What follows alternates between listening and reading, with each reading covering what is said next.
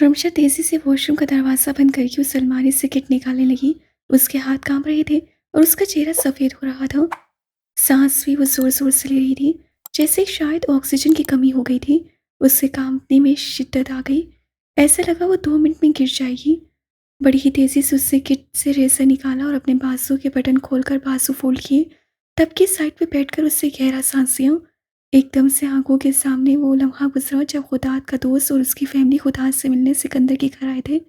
तो उसके दोस्त की बीवी ने रमशा से कहा था कि उससे बख्तावर से सुना है कि आपके हस्बैंड आपके लिए बहुत पोसेसिव है। इतनी दीवानगी बख्त ने किसी शोहर में भी नहीं देखी, यहाँ तक कि खुदात में भी नहीं। तो रमशा जो सिकंदर के साथ बैठी थी एकदम से शर्मा गई। बख्तावर जो रहमत के साथ बैठी मीठा खा रही थी। आपको अभी तक यकीन नहीं आ रहा रहमत भाभी? किसी को देखकर पता चल जाए मामा आप ही के लिए 20 हैं। मामा की इतनी सारी हरकतें नहीं देखी पोसेसिवनेस वाली। ये तो मेरी जिद से यहाँ मौजूद है, वरना आप ही ने नहीं बैठना था। सिकंदर जो बाकी उससे गुफ्तगू में मसरूफ था, भक्त की बात पे उसे देखने लगा तो भक्त को आंखें दिखाई। उसे अपना जिक्र होना अच्छा नहीं लगता था, खासकर वो रे के लिए कैसा था वो तो बिल्कुल नहीं। अरे हाँ सिकंदर, खुदात बहुत जिक्र करता है तुम्हारी पोजेसिवनेस के बारे में। मैं भी आया तो मुझे लगा कि यार, मैंने ऐसा क्या किया जो तुम मुझसे ज़रा खाइफ लग रहे हो। असल बात तो कुछ और है। हसन सोफ़ी फाउंडेशन के लिए भी थोड़ा बहुत काम करता था। खुदात की वजह से उसे सिकंदर के बड़े बड़े काम भी किए थे। इससे सिकंदर उसका बहुत मशहूर भी था। मेरा ख्याल सब ऐसे ही महसूस करते हैं, मेरा ज़्यादा बढ़ा चढ़ा कर बताते हैं। उससे भक्त को देखा जो मुंह खोले बोली, बढ़ा चढ़ाकर तोबा मामू, आपने इनकी वजह से बड़े बड़े लोगों के टुकड़े टुकड़े किए हैं। अब रमशा ने उससे आंखें दिखाई। वो याद है वक्त तुर्की का ट्रिप जिस पे गोया रमशा को बड़ा घूर रहा था तो सिकंदर ने कैसे उसकी पिटाई की थी। Oh gosh. हाँ, उस चक्कर में आपको भी फ्री में मुक्का पड़ गया मुआवा। अच्छा बस, मेरी बीवी के लिए मोहब्बत नहीं दिखाई देती, बस सो मतलब लेना। मुझे नहीं अच्छा लगता उसका जिक्र, तो दूर कोई उसे देखे। और वो किसी जासूस से देख रहा था। सिकंदर को वाकया याद आया तो नए सिरे से गुस्सा चढ़ा। यार, ये बात तो सभी आशिक कहते हैं। जाहिर है वो क्यों बर्दाश्त करेंगे कि उनकी महबूबा को लोग देखें। वो हो या ना हो, बस वो उनकी रहे। फर्ज कर, अगर ऐसी सिचुएशन आ जाती है जहां पे तुम्हें दूसरी शादी करनी पड़ जाती, तो तुम ऐसा करोगे? क्या रमशा की जगह किसी और को लाकर खड़ा कर दोगे? हसान को तजस्सुस था, उससे सिकंदर को ये बात कह डाली। उसकी बात सुनकर सिकंदर ने उसे भी रमशा को देखा जो उसके बिल्कुल साथ लगी बैठी थी। हसान के सवाल पर उसे देखने लगी। उसकी आंखों में भी वैसा सवाल आया था, क्योंकि वो सिकंदर पर बहुत यकीन करती थी, मगर वो उसके मुंह से सुनना चाहती थी। सिकंदर जरा सा मुस्कुराया। मेरी हर बात रे से शुरू होकर रे पे आकर खत्म होती है ना। इसमें कोई अलिफ है ना बे, बस है तो सिर्फ रे। जिंदगी के मैदान में मुनाफिक रहा हूँगा, मगर मोहब्बत के मामले में मुनाफिक नहीं हूँ। मोहब्बत की सबसे बड़ी तौहीन शराकत है। रे नहीं होगी तो मेरे वजूद का तो सवाल ही पैदा नहीं होता। रे के अलावा सारी औरतें मुझ पे हराम है, और ये सोचने से बेहतर मैं मरना प्रेफर करूंगा। मुझे रमशा ने मुकम्मल किया है, बस बात यहीं पर आकर ख़त्म हो जाती है। रमशा की आंखों में नमी आ गई। शेरदोस्त सिकंदर बहुत अजीब था। उसकी बातें हजम करना कभी कभी मुश्किल हो जाता था। इस वक्त सबके मुंह हैरत से खुल गए और भक्त और रहमत अपने अपने शोरों को देखने लगी, जो दूसरी शादी का बार बार मजाक से उन्हें छेड़ा करते थे।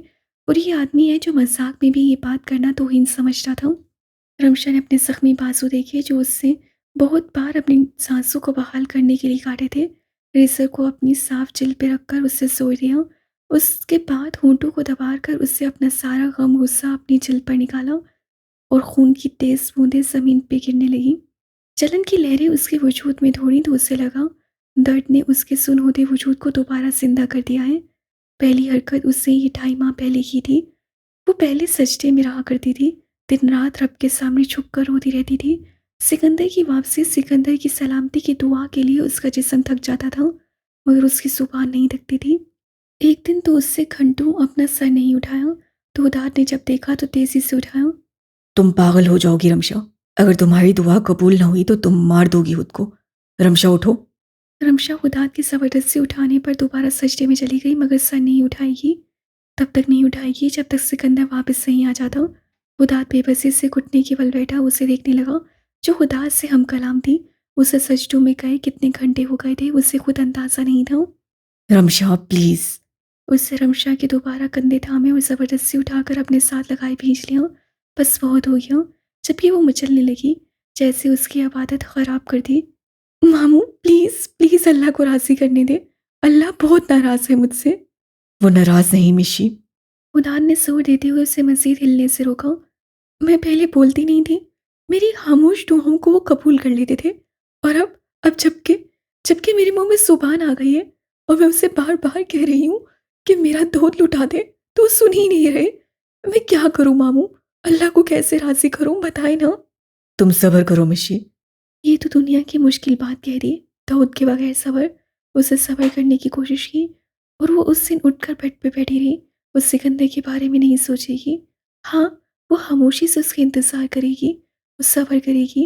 ये 4 लफ्ज़ उसके दिमाग में बार-बार आ रहे थे। वो इंतज़ार करेगी। ये 4 हर्फ़ उसके दिमाग में बार-बार आ रहे थे। वो इंतज़ार करेगी। वो बैठी रही। वो कोई एबनॉर्मल हरकत नहीं करेगी। मगर जो ही वक़्त बीतता जा रहा था, उसी वक़्त उसका जिस्म सुन्न होना शुरू हो गया। उसकी साँसों में तकलीफ़ होने लगी। नहीं, वो ऐसे नहीं बैठ सकती। उसे शेरू को वापस लाना था। वो तेज़ी से उठी और वॉशरूम की तरफ गई। उसने अलमारी से सिकंदर का शेविंग किट निकाला। रे, तुम्हें कोई खरोच भी आएगी तो समझो मुझे तकलीफ होगी। तुम्हारा हाथ नहीं, मेरा हाथ जला है पागल लड़की। तुम्हें नुकसान से बचाने के लिए अगर मेरी जान भी चली जाएगी तो ठीक है। रमशा टब के कोने पे बैठी।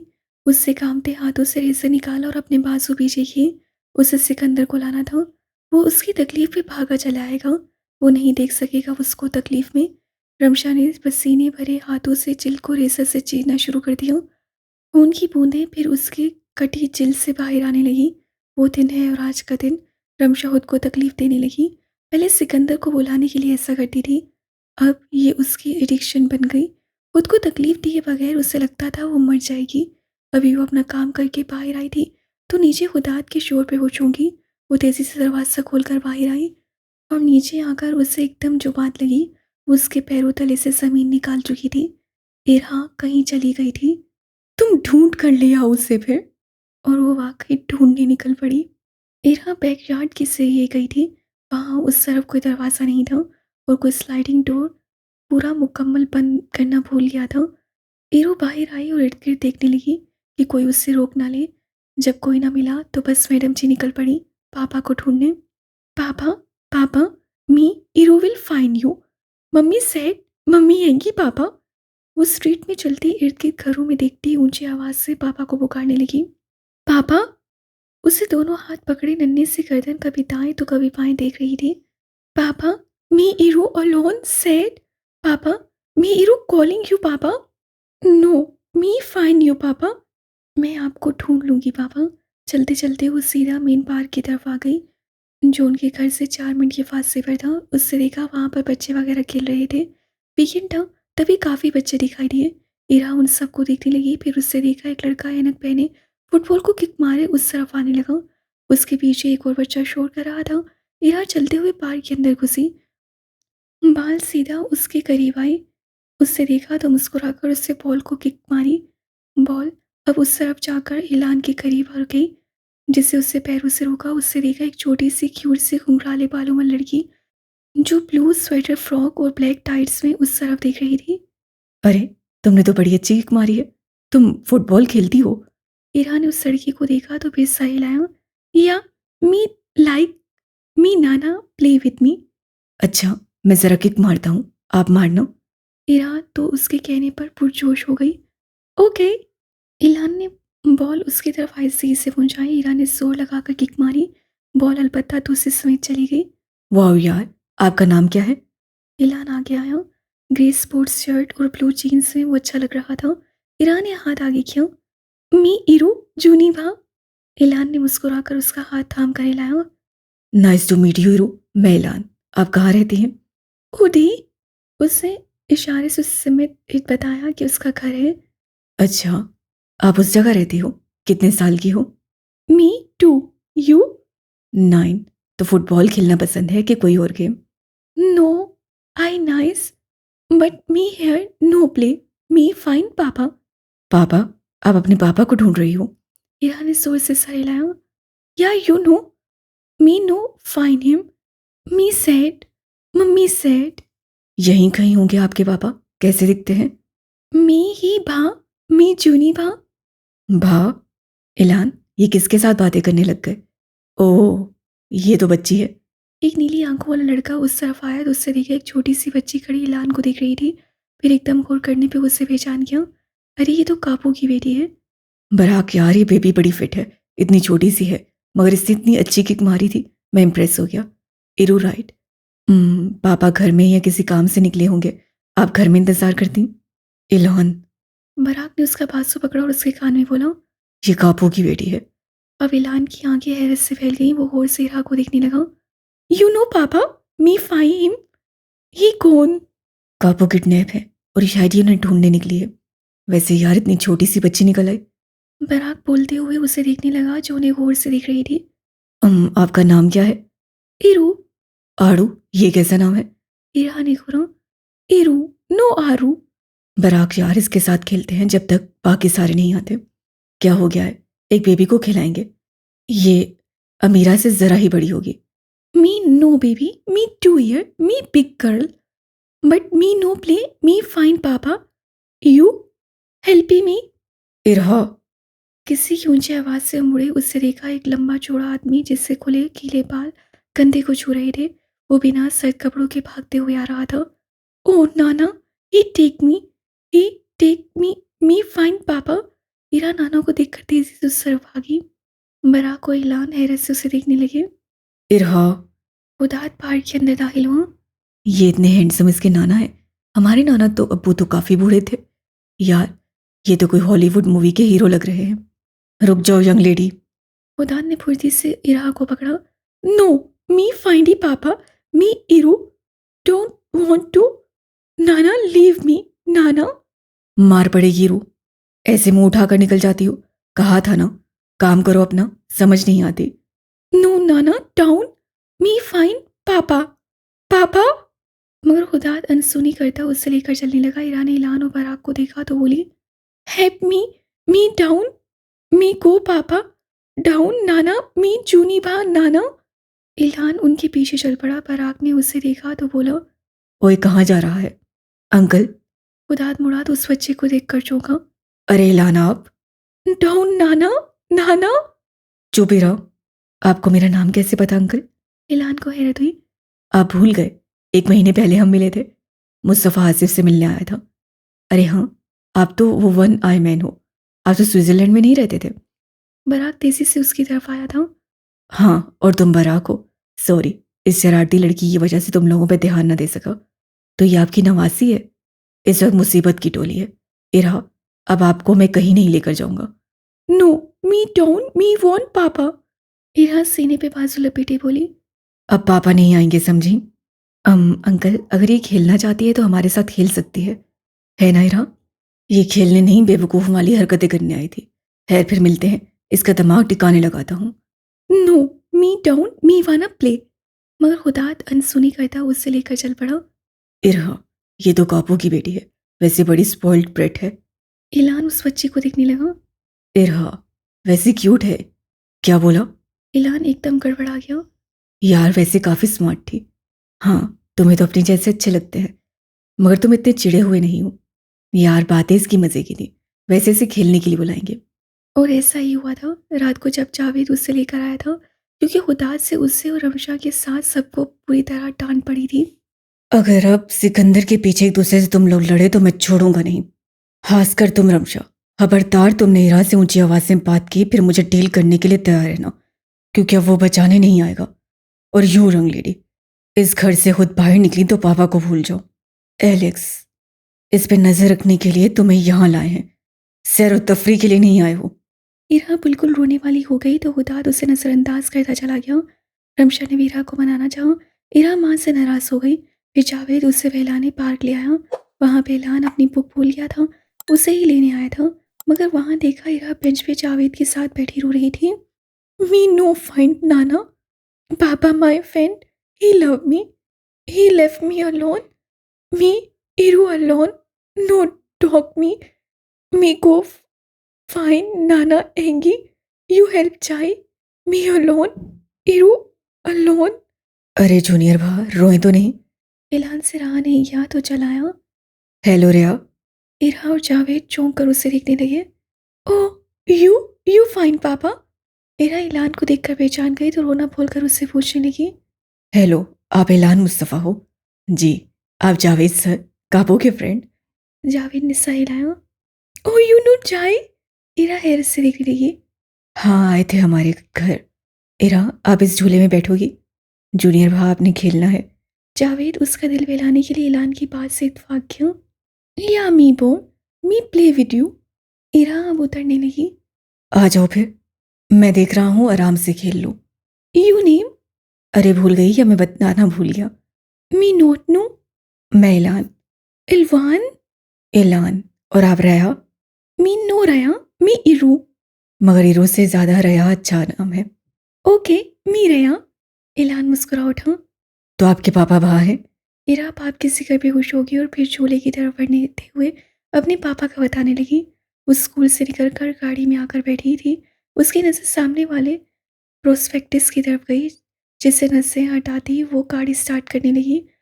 मामू ने कल रात बड़ी संजीदगी से बात की थी कि वो इरा को स्कूल में डालने का सोच रहे हैं, क्योंकि उनके ख्याल में अब इरा का वहाँ होना ठीक नहीं है।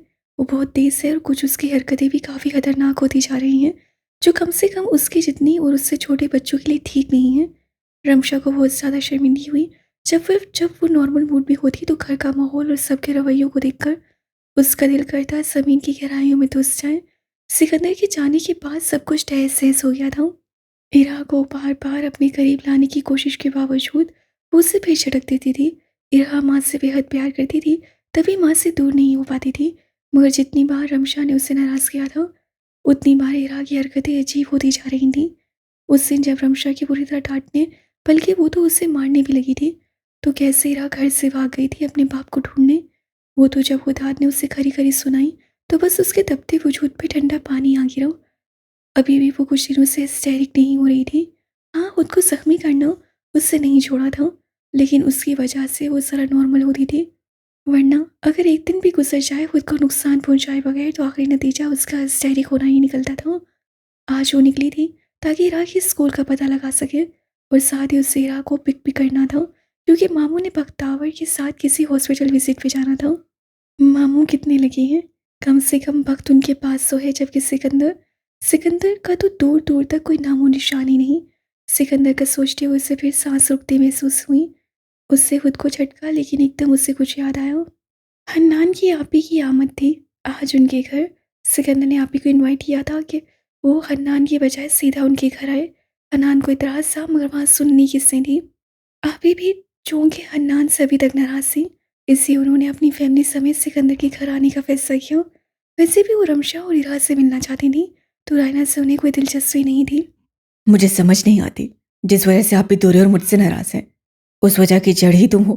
तुमने ही तो दूरे की कज़न को किडनैप किया था। अब वो मुझे छोड़कर तुमसे मिल रही हैं। सिकंदर ने 10 महीने की इरा को अपने कंधे पर बिठाए उसके दोनों हाथों को पकड़े हंस रहा था। इरा अपनी थोड़ी बाप के सर पर रखती अपनी ही लगी हुई थी। जी नहीं, उन्हें तकलीफ इस बात की थी कि तुमने शादी ऐसे ही मुंह उठाकर कर ली। वलीमे के नाम पे तुम लोगों ने घर वालों के लिए छोटी सी दावत की और गरीबों में खाना बांट दिया। तुम जानते हो, बचपन से ही से उन्हें तुम्हारी शादी का शौक था। क्या कहती थी, मैं हानि की शादी पे ये करूंगी, वो करूंगी। तुमने बेचारी के लंदन से आने से पहले ही ऐसे ही शादी कर ली। कमीने इंसान, तेरी वजह से आयना को लाया था ताकि वो वक्त को देख सके। ये बहुत बचकाना बात कही है तुमने। अब भी आप ही ऐसा सोचती हैं तो अफसोस ही है। अब तो बच्चा भी हो गया है। क्या बच्चे के बाद धूमधाम से वलीमा रखूं? इरा अपने चाचू के गुस्से पे हंसने लगी। हाँ, हंस लो तुम हीरो। चाचू तो तुम्हारे मजाक ही बन गए हैं। आप ही को रोककर हक्की का शानदार रखवा लेना। अगर उसके लिए पैसे और जगह ना हो तो मेरा विला और मेरा पैसा हाजिर है। सिकंदर हीरा के हाथों को चूमता उससे लेकर अंदर दाखिल हो। रहने दो, हराम का पैसा अपने पास रखो। और आप इतनी देर नहीं रुकेंगी। कोई तोहफा ही खरीद कर उन्हें चुप करवाना पड़ेगा। बच्ची नहीं है आप ही, 2 बच्चों की माँ है हन्नान साहब। बच्चे भी अब बच्चे नहीं, घोड़े हैं। तुम ही हैंडल करना। और अगर उन्हें दुरायना को कुछ कहा तो मैं चुप नहीं बैठूंगा।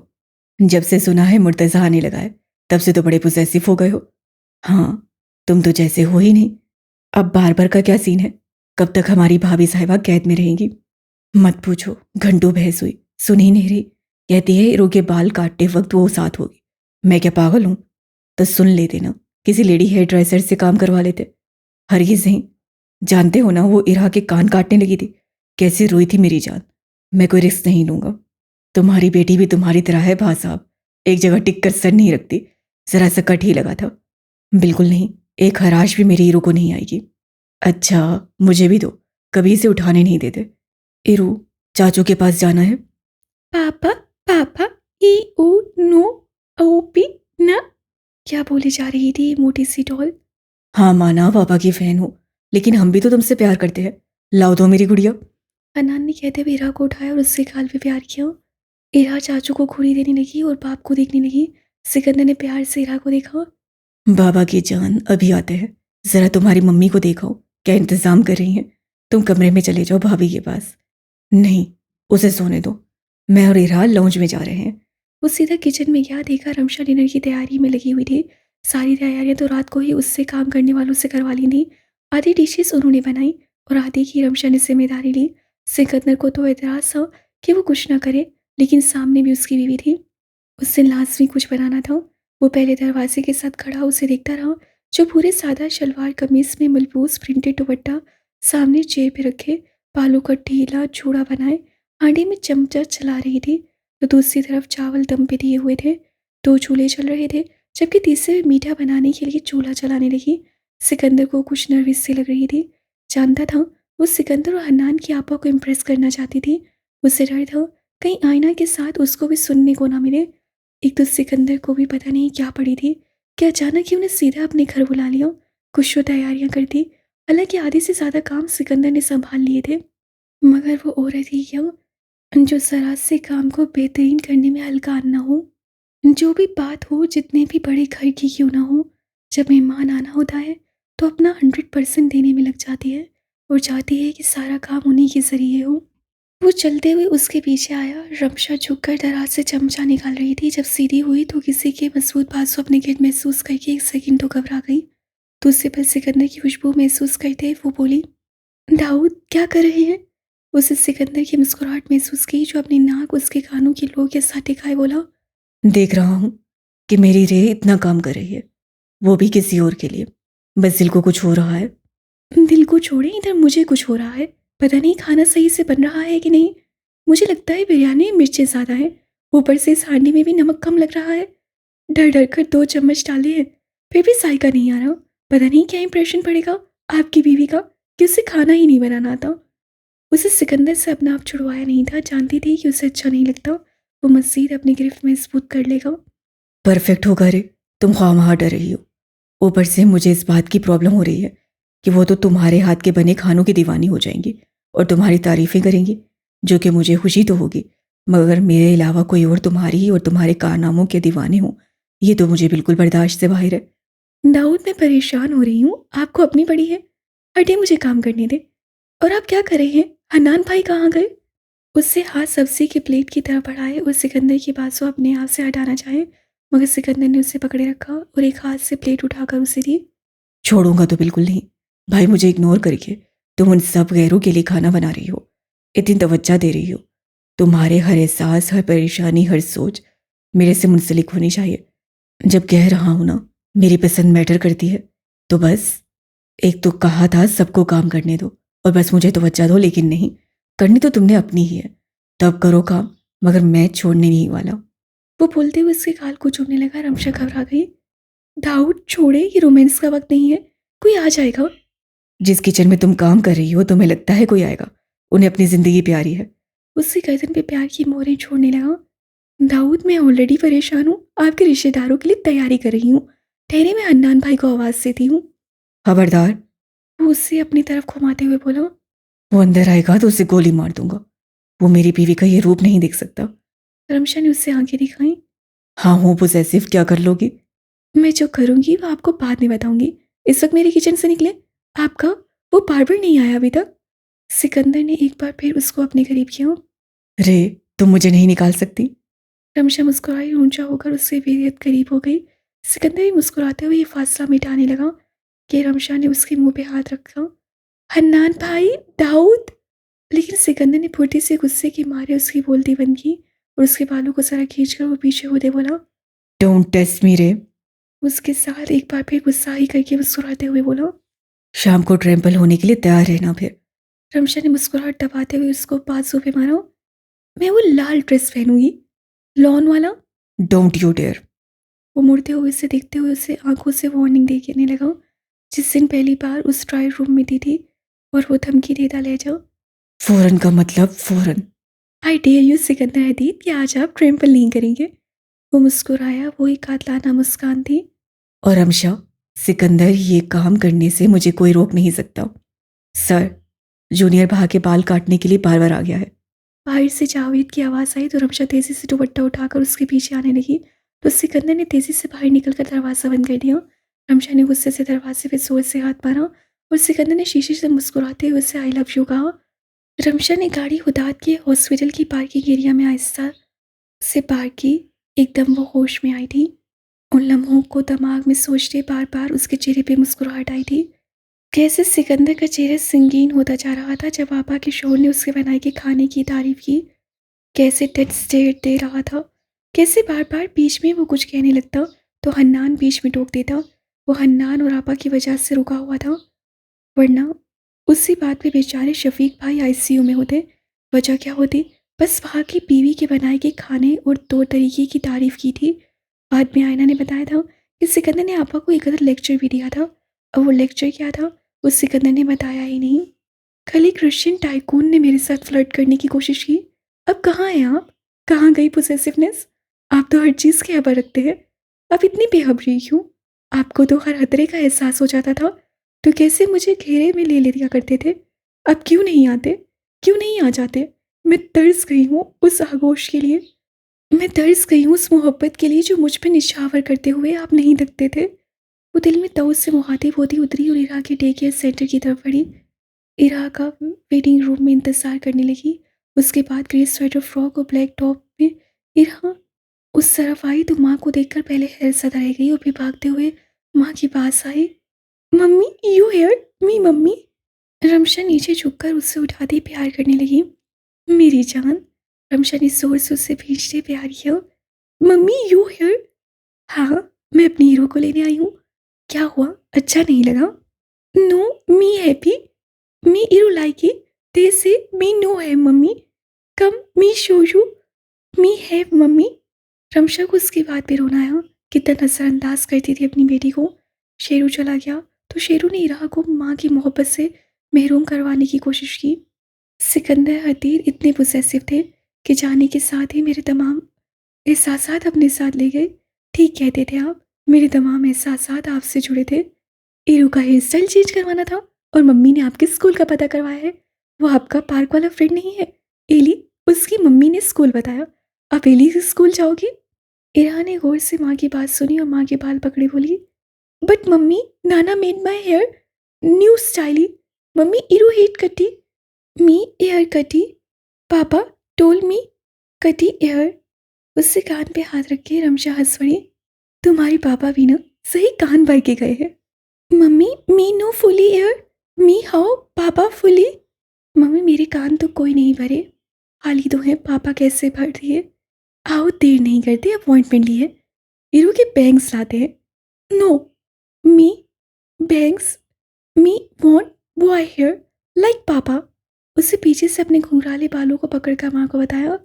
हाँ हाँ, तुम्हारे पापा को हार्ट। वो एकदम भूल गई। शेरू तो है नहीं तो कौन सा उससे शोर डालना है। एकदम खामोश होते हुए इराक का कोट स्टाफ से लेकर उसके पहनाते हुए एक बार फिर बाहर निकली तो फिल्म आंखों से घुसी जहाँ इरा सिकंदर की गोद में बैठी थी और उसके गिर्द कैप पहना था जिसे वो बार बार अपने हाथों और टांगों से हटा रही थी। उसके चेहरे पे उलझन भरे तासुरात थे। बार बार मुंह बना रही थी मगर सिकंदर उससे भरपूर हैंडल करने की कोशिश कर रहा था। उसका सर पकड़े बातों पे लगा रहा था तो सामने हन्नान फोन से उसकी तवज्जो बाल काटने से हटाकर बेचारा बार बार वैसे ही भा की दहशत से डर रहा था। ऊपर से जूनियर भा अलग परेशान कर रही थी। इसके अगर बाल खराब कटे या ये रोई तो मैं छोड़ूंगा नहीं। जी जी भा, बस प्लीज इसका सर थामे रखे। पापा, ओ नो पापा। वो उलझन से अब बिल्कुल रोने वाली हो गई जबकि जमील इल्तिजाई नसों से जूनियर भा को देखने लगा कि प्लीज मत रोना। इरो की आज फूफो आएंगी, मेरी प्यारी सी इरो सबसे ज्यादा प्यारी लगेगी। बस मेरी जान थोड़ा सा वेट, मुझे बुरा लग रहा है, बाल ठीक ही तो थे। मम्मी we wanna go to Ellie. मम्मी me play football with him. Ramsha ने पीछे इरा को चाइल्ड सीट में देखा तो बोली, अच्छा ये एली से कब दोस्ती हुई? अरे आंटी ने बताया कि 4 बार मिले हो पार्क में और जल्दी से दोस्ती हो गई। या बाकी हिम दे प्ले बॉल, एली good, he nice, he my friend, he let me play, everyone no let Iru play, they say Iru girl, Iru no play, but me जूनिवा, मी नो लाइक गर्ल थिंगी, मी लाइक बॉय गेमी। इरू को क्यों नहीं खेलने देते? Mummy खेलेगी ना इरू की। इरू अच्छा क्या खाओगी? फिर दोनों माँ बेटी ऐसे ही बातें करते हुए सैलून पहुंचे। इरा ने माँ का हाथ थामे बड़े गौर से सबको देख रही थी और एक बच्चे के बालों को देखकर इरा के चेहरे पे मुस्कुराहट आ गई। Mummy me want that here. Ramsha ने देखा तो हैरत से देखते हुए बोली, इरू इससे तो अच्छा है गंजी हो जाओ। मी वॉन्ट ना, इन मी वॉन्ट गोल्डी, मी नो लाइकी ब्लैकी। नहीं हम बस बैंग्स लाएंगे आपके, बिल्कुल डॉल बनाना चाहती हूँ अपनी प्रिंसेस को। उससे इरा को उठाया। इरा माँ के गिर पासों फैलाए बोली, मम्मी पापा नो कम, मी इरो कटिंग कैट। रमशा ने अंदर फैलती हुई तकलीफ को बेसाख्ता रोका और बोली, पापा ज़रूर आएंगे जानू, आप बस मम्मी की बात सुनो और सैड नहीं होना। फिर एक होश इखलाक हेयर ड्रेसर ने इरा को देखकर उसकी खूब तारीफ की। इरा मस्जिद माँ से चिपक गई, बस बाप की तरह उसके अंदर भी पोसेसिवनेस जाग उठी। हालांकि उस आदमी में सारी खसूसियात उर्दू वाली थी, लेकिन फिर भी इरा को आदमी लगा।